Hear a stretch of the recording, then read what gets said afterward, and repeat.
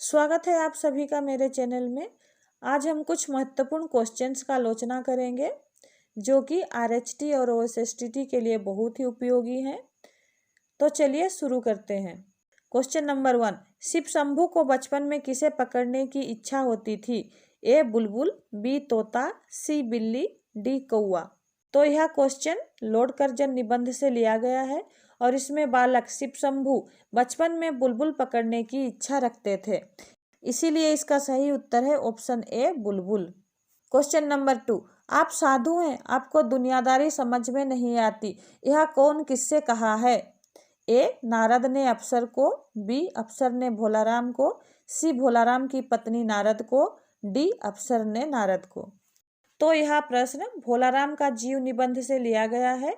यहाँ जब बाबू यानी अप्सर नारद को ध्यान पूर्वक देखा और बोला, भोलाराम ने दरख्वास्तें तो भेजी थी पर उन पर वजन नहीं रखा, इसलिए कहीं उड़ गई होगी।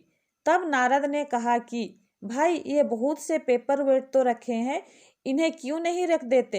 तब अप्सर हंसा और बोला, आप साधु हैं, आपको दुनियादारी समझ में नहीं आती। इसीलिए इसका सही उत्तर है ऑप्शन डी, अप्सर ने नारद को। क्वेश्चन नंबर 3, चित्रलेखा उपन्यास के अनुसार इनमें से सामंत कौन है? ए मृत्युंजय, बी चाणक्य, सी रत्नांबर, डी कुमारगिरी। तो इसका सही उत्तर है ऑप्शन ए मृत्युंजय। मृत्युंजय जो थे वो सामंत थे। क्वेश्चन नंबर 4, आपका बंटी उपन्यास के अनुसार इनमें से कौन सबसे उपेक्षित है? ए सगुन, बी अजय, सी बंटी, डी डॉक्टर जोशी। इसका सही उत्तर है ऑप्शन सी बंटी। इसमें बंटी को सबसे उपेक्षित पात्र माना गया है क्योंकि बंटी को ना तो उसकी मम्मी प्यार करती थी और ना ही उसे पापा रखना चाहते थे। उसे दोनों में से कोई भी रखना नहीं चाहते थे, इसीलिए सबसे ज़्यादा बंटी ही दुखी था और वही उपेक्षित पात्र था। क्वेश्चन नंबर 5, आकाशदीप कहानी के अनुसार द्वीप में कौन आलोक जलाता है? ए चंपा, बी जया, सी दीपा, डी मीरा। तो इसका सही उत्तर है ऑप्शन ए चंपा। आकाशदीप कहानी के अनुसार जो द्वीप में आलोक जलाती थी वह है चंपा और ये काम चंपा अपनी माँ से ही सीखी थी। जब चंपा के पिता विदेश वाणिज्य करने के लिए जाते थे तो उनकी मम्मी आकाशदीप जलाया करती थी, तो इसीलिए इसका सही उत्तर है ऑप्शन ए चंपा। क्वेश्चन नंबर 6, इनमें से कौन सा भीष्म साहनी की कहानी है? ए पुरस्कार, बी चीप की दावत, सी वापसी, डी प्रायश्चित। इसमें पुरस्कार कहानी के लेखक हैं जयशंकर प्रसाद, चीप की दावत के लेखक हैं भीष्म साहनी, वापसी की लेखिका है उषा प्रियंवदा और प्रायश्चित के लेखक हैं भगवती चरण वर्मा।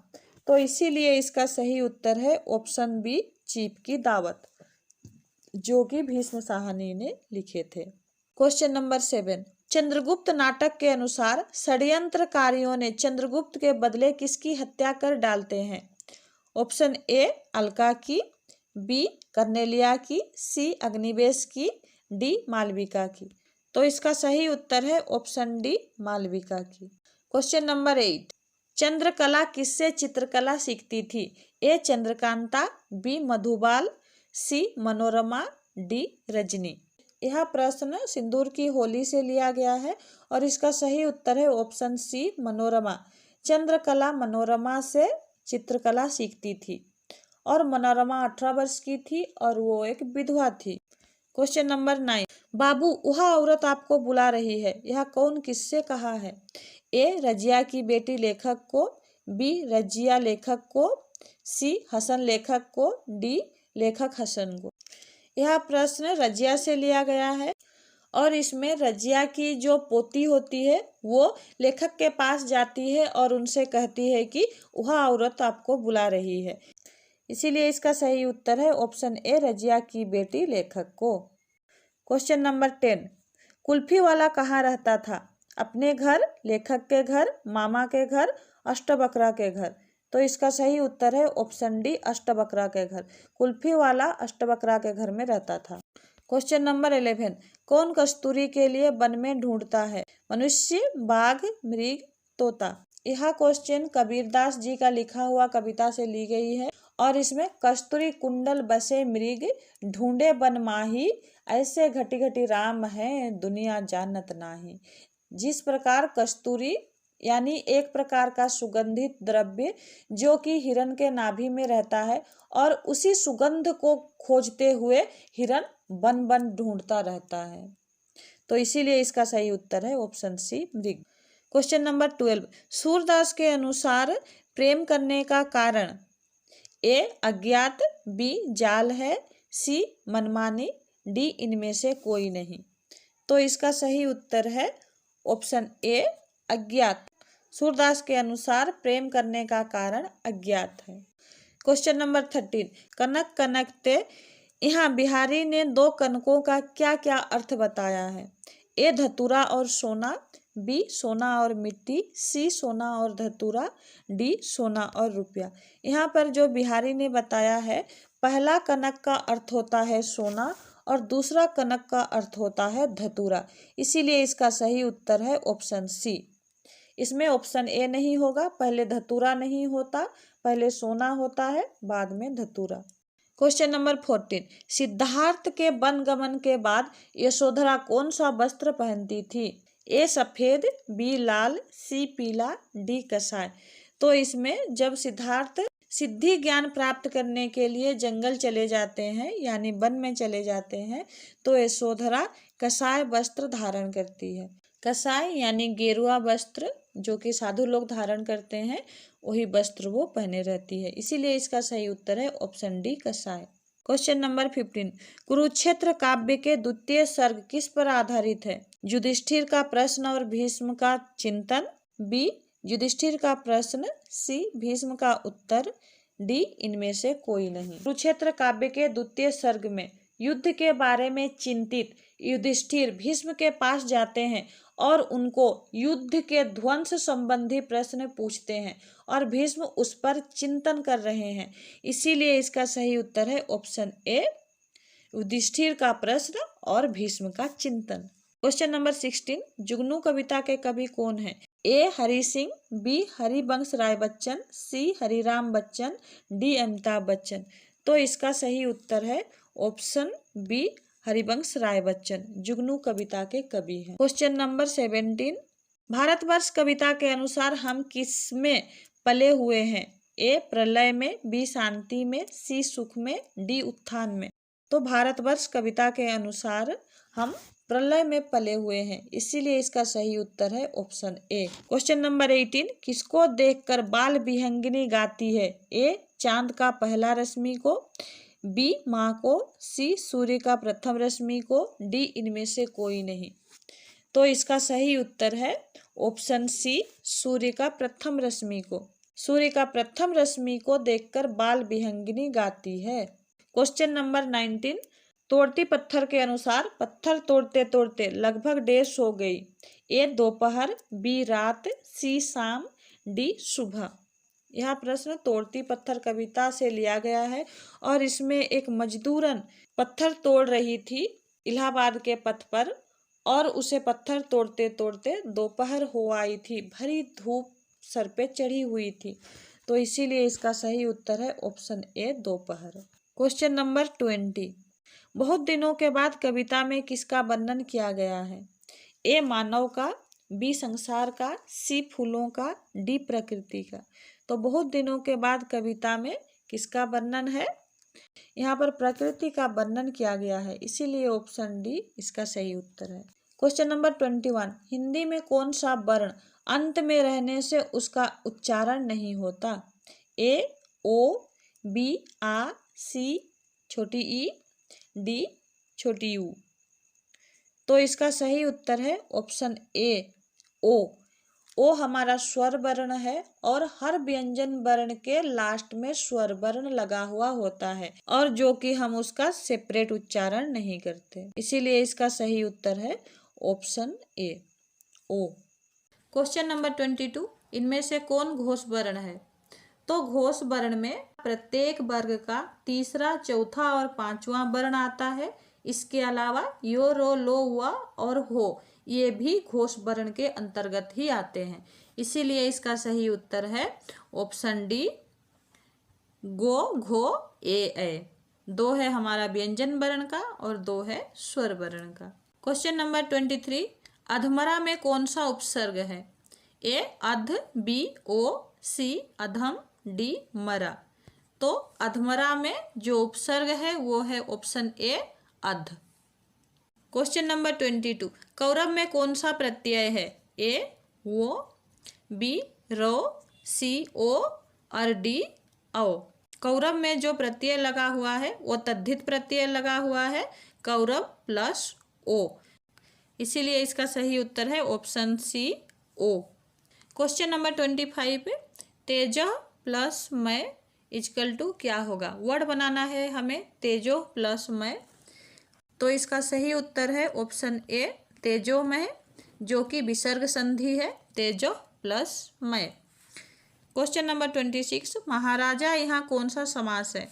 ए अव्ययी भाव समास, बी कर्मधारय समास, सी द्विगु समास, डी द्वंद्व समास। तो पहले हम महाराजा का समास विग्रह कर लेते हैं।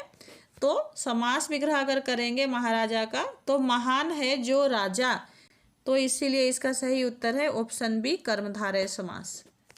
कर्मधारय समास में एक उपमा होता है तो दूसरा उपमेय, और एक विशेषण होता है तो दूसरा विशेष्य, तो इसीलिए इसका सही उत्तर है ऑप्शन बी कर्मधारय समास। क्वेश्चन नंबर 27, निकास का विलोम शब्द छांटिए। ऑप्शन ए प्रवेश, बी हिसाब, सी प्रस्थान, डी लाभ। तो निकास यानी कि निकलना या बाहर निकाल देना, तो उसका ऑपोजिट वर्ड होगा प्रवेश यानी अंदर ले आना, तो इसीलिए इसका सही उत्तर है ऑप्शन ए प्रवेश। क्वेश्चन नंबर 28, इनमें से कौन सा स्त्री का पर्यायवाची शब्द है? ए मतंग, बी कपि, सी बामा, डी उपल। तो इसमें मतंग यानी हाथी, कपि यानी बंदर, बामा यानी स्त्री, उपल यानी पत्थर, तो इसीलिए इसका सही उत्तर है ऑप्शन सी बामा। क्वेश्चन नंबर 29, इनमें से सही बर्तनी वाला शब्द छांटिए। इनमें से जो हमारा सही बर्तनी वाला शब्द है उसे छांटना है पितृभक्ति। तो इसमें रीकार की मात्रा लगेगा और रीकार की मात्रा हमारा ऑप्शन बी में है, इसीलिए ऑप्शन बी हमारा सही उत्तर होगा पितृभक्ति। पो में हर्षिकर पी, तो में नीचे रीकार, भो को में तो हर्षिकर, पितृभक्ति। क्वेश्चन नंबर 30, इनमें से सही बर्तनी वाला शब्द छांटिए। ए उंगली, यहाँ पर हमें उंगली का सही बर्तनी वाला शब्द छांटना है, तो इसका सही उत्तर है ऑप्शन ए उ में चंद्रबिंदु, गो लो में बड़ी ई, उंगली, तो इसका सही उत्तर है ऑप्शन ए। क्वेश्चन नंबर 31, स्त्रीलिंग शब्द छांटिए। ए घट, बी काठ, सी नकल, डी आईना। तो इसमें से हमारा जो सही उत्तर है वो है ऑप्शन सी नकल। नकल हमारा स्त्रीलिंग शब्द है, बाद बाकी घट, काठ और आईना ये सारे पुल्लिंग शब्द हैं। क्वेश्चन नंबर 32, हाथी पर बहुवचन में डैश। यहाँ पर हाथी पर यानी कि विभक्ति चिन्ह लगा हुआ है पर, इसीलिए इसका सही उत्तर होगा हाथियों पर।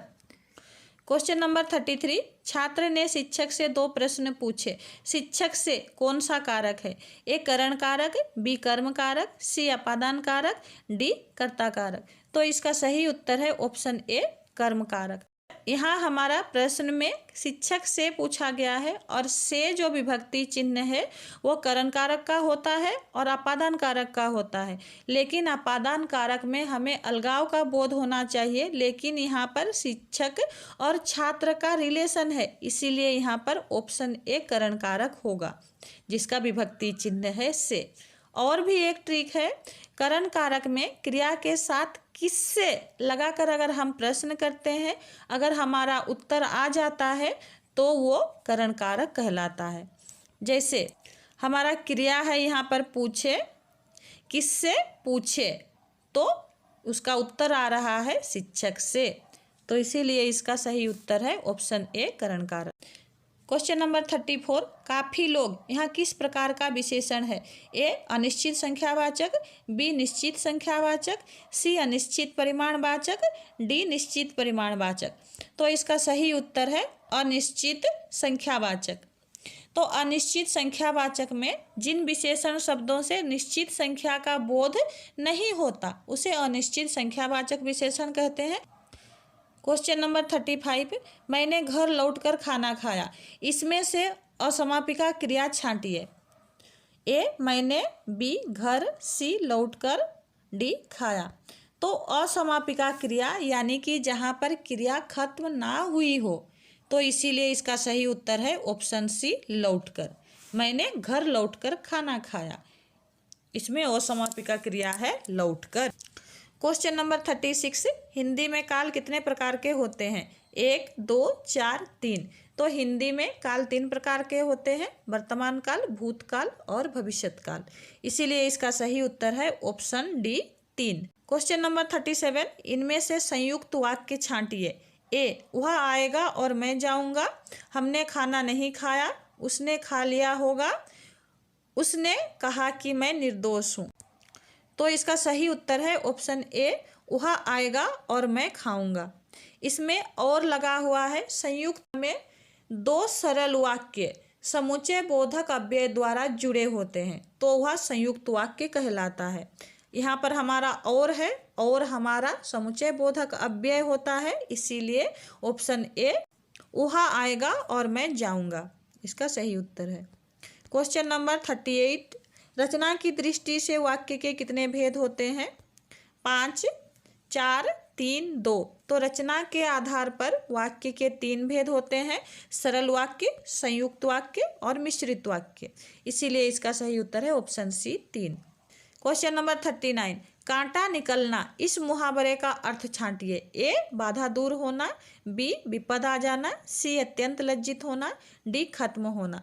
तो इसका सही उत्तर है बाधा दूर होना। कांटा निकलना यानी कि बाधा दूर हो जाना। क्वेश्चन नंबर 40, बहुत सस्ती होना, इस अर्थ को समझने वाला कहावत छांटिए। तो बहुत सस्ती होना, इसका जो कहावत का अर्थ होगा वो है ऑप्शन बी सब धान 22 पसेरी। सब धान 22 पसेरी का अर्थ होता है बहुत सस्ती होना, यानी सब चीज एक ही कीमत में मिलना। इसीलिए इसका सही उत्तर है ऑप्शन बी सब धान 22 पसेरी। क्वेश्चन नंबर 41, आदर्श वाचन कौन करेगा? ए शिक्षक, बी छात्र, सी शिक्षक और छात्र, डी इनमें से कोई नहीं। तो इसका सही उत्तर है ऑप्शन ए शिक्षक। आदर्श वाचन पहले शिक्षक करता है, वो भी प्रस्तुतिकरण के दौरान। इसके बाद छात्र उसका अनुकरण वाचन करते हैं। तो इसीलिए इसका सही उत्तर है ऑप्शन ए शिक्षक। क्वेश्चन नंबर 42, छात्रों के लेखन कौशल के विकास के लिए क्या करना चाहिए? अनुवाचन, सस्वर पाठन, श्रुतलेख, भाषण। छात्रों के लेखन कौशल को बढ़ाने के लिए हमें श्रुतलेख करना चाहिए ताकि वो सुन के लिखें और उनका लेखन कौशल वृद्धि हो। क्वेश्चन नंबर 43, मौन वाचन का उद्देश्य क्या होता है? पुस्तकों को देखते रहना, कक्षा में शांत रहना, ध्यानपूर्वक पढ़ना, इनमें से कोई नहीं। तो मौन वाचन का जो मुख्य उद्देश्य होता है वो ध्यानपूर्वक पढ़ना। ध्यानपूर्वक मन में पढ़ो और फिर उन्हें अच्छे से समझो। तो इसीलिए इसका सही उत्तर है ऑप्शन सी ध्यानपूर्वक पढ़ना। क्वेश्चन नंबर 44, कहाँ पर काठिन्य निवारण होता है? अनुकरण वाचन के बाद, बी अनुकरण वाचन से पहले, सी आदर्श वाचन से पहले, डी उद्देश्य कथन के समय। तो इसका सही उत्तर है अनुकरण वाचन के बाद। पहले शिक्षक आदर्श वाचन करते हैं, उसके बाद छात्र अनुकरण वाचन करते हैं, उसके बाद कठिन शब्दों का निवारण किया जाता है। क्वेश्चन नंबर 45, कब कविता के केंद्रीय भाव का परिचय दिया जाता है? ए प्रस्तावना में, बी उद्देश्य कथन में, सी आदर्श वाचन में, डी अनुवाचन में। तो कविता के केंद्रीय भाव का जो परिचय दिया जाता है वो उद्देश्य कथन में दिया जाता है और इसके बाद विषय में प्रवेश किया जाता है। इसीलिए इसका सही उत्तर है ऑप्शन बी उद्देश्य कथन। क्वेश्चन नंबर 46, छात्रों में काव्यात्मक सहृदयता का विकास करना पद्य पाठ विधि का डैश है। सामान्य उद्देश्य, विशिष्ट उद्देश्य, ये दोनों, इनमें से कोई नहीं। तो इसका सही उत्तर है विशिष्ट उद्देश्य। विशिष्ट उद्देश्य में बच्चों को बताया जाता है कविता के महत्व के बारे में तथा उसे किस तरह से किस लय में पढ़ा जाएगा उसके बारे में बताया जाता है, इसीलिए इसका सही उत्तर है ऑप्शन बी, विशिष्ट उद्देश्य। क्वेश्चन नंबर 47, पहले नियम बनाकर उसके बाद उदाहरण देना। ए अनबन, बी आगमन, सी निगमन, डी सूत्र। तो इसका सही उत्तर है ऑप्शन सी, निगमन। निगमन विधि में पहले छात्रों को नियम बताया जाता है, उसके बाद उदाहरण दिया जाता है। उसके उल्टा आगमन विधि में पहले उदाहरण दिया जाता है, बाद में नियम बताया जाता है। तो इसीलिए इसका सही उत्तर है ऑप्शन सी, निगमन विधि। क्वेश्चन नंबर 46, व्याकरण पाठ में गृह कार्य कैसे होने चाहिए। व्याकरण पाठ में जो गृह कार्य होने चाहिए वो नियमों को याद करना। नियमों को याद करके आना, ये कार्य हम छात्रों को बोल सकते हैं। तो इसीलिए इसका सही उत्तर है नियमों को याद करना। क्वेश्चन नंबर 49, कौन सा पाठ को नीरस पाठ कहा जाता है। ए पद्य पाठ, बी गद्य पाठ, सी व्याकरण पाठ, डी नाटक पाठ। तो इसका सही उत्तर है ऑप्शन सी, व्याकरण पाठ। क्वेश्चन नंबर 50, निम्नलिखित रचना और उसके रचनाकार वाले सही जोड़े की पहचान करें। ए कफन, जयशंकर प्रसाद, बी आकाशदीप, उषा प्रेमवदा, सी पत्नी जैनेन्द्र कुमार, डी चीफ की दावत प्रेमचंद्र। तो कफन कहानी के लेखक प्रेमचंद्र हैं, आकाशदीप के लेखक जयशंकर प्रसाद हैं, पत्नी का जैनेन्द्र कुमार और चीफ की दावत का भीष्म साहनी है। तो इसीलिए इसका सही उत्तर है ऑप्शन सी, पत्नी जैनेन्द्र कुमार। धन्यवाद।